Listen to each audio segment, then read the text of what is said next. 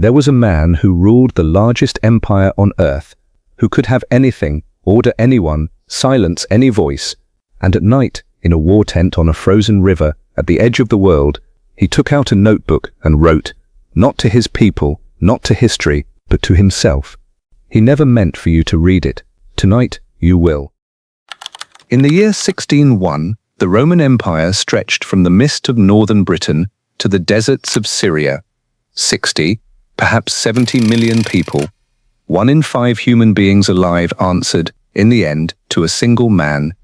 His name was Marcus Aurelius, and by every measure Rome understood, power, wealth, worship, he had won at life before it began. The historian Cassius Dio, who lived within living memory of his reign, described a ruler the Romans genuinely mourned, rare for an emperor. But strip away the purple robe, and the private notebook he left behind tells a different story. Not of a god, of a tired, doubting man, trying every single morning to be good. This is how he got there. He was born in Rome in the year 1221, into wealth and old blood, under the name Marcus Annius Verus. The reigning emperor, Hadrian, noticed the child early. According to the Historia Augusta, an ancient biography later historians read with real caution, Hadrian was struck by the boy's honesty and gave him a nickname, Verissimus, the most truthful. It stuck. Even as a teenager, Marcus was drawn less to chariots and banquets than to philosophy, to the hard, unglamorous question of how a person should live. We know this because his tutor, the great orator Fronto, exchanged letters with him for years, and those letters survive. In them, a brilliant, anxious young man keeps drifting away from rhetoric and toward truth. In the year 138, Hadrian arranged the future of the empire like a man moving stones on a board. He had no son, so he chose a successor, Antoninus Pius, on one condition, that Antoninus adopt young Marcus and raise him to rule. Marcus, the throne awaits. I am not ready. Destiny calls. Come. For 23 years, he waited in the shadow of his adopted father, learning the machinery of power. And in that time, quietly, he made a choice that would define everything after. He became a Stoic. One of his teachers, Junius Rusticus, handed him the lecture notes of a former slave named Epictetus. Marcus tells us so himself. Those pages taught him a single, dangerous idea, one we'll return to when the world starts to burn. In the year 161, Antoninus Pius died. The waiting was over. Marcus Aurelius was, at last, master of the Roman world. And his first act as emperor was to give half of it away. He insisted his adoptive brother, Lucius Verus, rule beside him as co-emperor, the first time Rome had ever had two. Cassius Dio frames it as an act of character, power, voluntarily divided. Think about that. The most powerful man on earth, on his first day, looked at absolute power and chose to hold less of it. We'll spend this whole story watching the world try to take even that from him. Because the calm did not last. It almost never does. Within 4 years, the two brothers would face an enemy no legion could kill. Around the year 165, Roman armies returning from war in the east brought home a victory and something else, a sickness.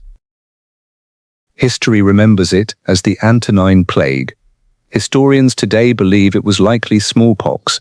It moved through the empire like fire through dry grass.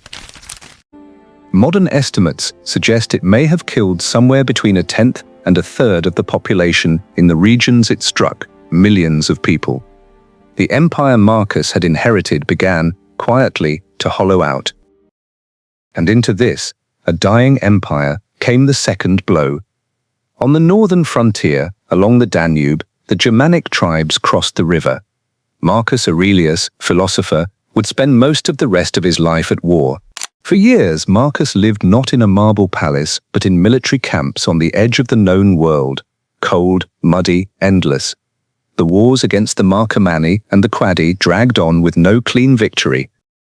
And it was here, not in Rome, not in triumph, that he wrote the book. At night, in Greek, in a private journal he titled, simply, To Himself. We call it the Meditations. The evidence is in the text itself. One book opens with a note that he wrote it among the Quadi, on the river Gran, another at Carnuntum, a fort on the Danube frontier. These aren't the words of a king performing wisdom for a crowd. They're the private notes of a man arguing with himself, in the dark, trying not to become cruel. Every one of us keeps a version of that notebook. The quiet voice at 3 a.m. that asks whether we're living rightly. Marcus just had the discipline to write his down, and the honesty to admit, on the page, that he failed and had to begin again each morning. What did he keep telling himself? That's the heart of this.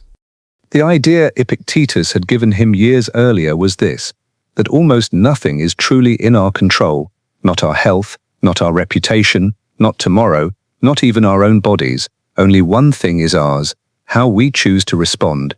From that single thought grows the whole Stoic practice Marcus lived by. Do your duty, master your temper, not other people, and above all, remember death, not to be morbid, to be awake. Again and again in the Meditations, he reminds himself that he will die, that everyone he loves will die, that Rome itself will one day be dust, and that this is precisely why the present moment and acting well inside it is the only thing that matters. The philosopher Pierre Hadot, who spent a lifetime studying these pages, argued that the Meditations were never a book of finished answers. They were exercises, a man doing daily reps on his own soul, the way a soldier drills. In the year 175, the philosophy was tested in the cruelest way. A trusted, capable general in the East, Avidius Cassius, declared himself emperor. The enemy is advancing. We must act now. Impossible! How did they breach our lines? The scroll confirms it. We are surrounded. We must reinforce the flanks. Now! The trigger, our sources say, was a false rumor that Marcus had died of illness. Suddenly the empire had 2 emperors and the threat of civil war on top of plague and invasion. Marcus prepared to march against him. But before the 2 armies ever met, Avidius Cassius was killed by his own officers, the rebellion collapsing in about 3 months. And here is the moment that tells you who Marcus Aurelius really was. According to the ancient accounts, he did not celebrate. He is said to have grieved that he never got the chance to forgive the man to his face, to show mercy instead of taking revenge. Whether or not the story is exact, it is exactly what his notebook says he was trying to become. He never really came home. Marcus Aurelius died on the northern frontier in the year 180, most likely near modern Vienna, still at war, still doing the duty he never wanted. And then came the cruelest irony of all.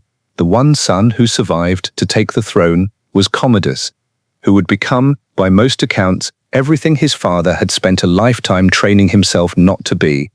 Centuries later, the historian Edward Gibbon would look back and mark the death of Marcus Aurelius as the end of Rome's golden age, the last of the so-called 5 good emperors, and the beginning of the long decline. The empire he defended is gone. The plague, the wars, the frontier forts, dust and ash. But the notebook he wrote for no one survived.